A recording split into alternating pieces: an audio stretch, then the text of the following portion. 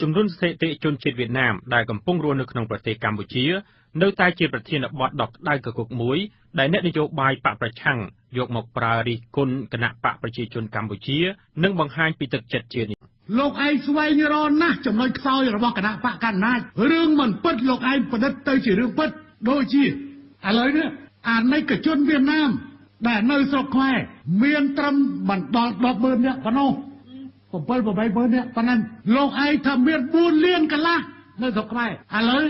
បើ4លានកន្លះប្រហែលជានៅអង្គស្រួលនឹងមានបន្តិចទេបើដូច្នោះលោកយាយគឺជាយួនជាវៀតណាមព្រោះគេថាគ្រប់ភូមិទាំងអស់មានឃុំទាំងអស់មានមើលសួរលោកគ្រូ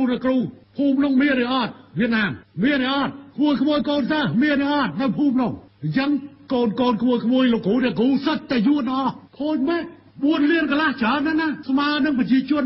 យើងក្រោយរំដោះឆ្នាំ79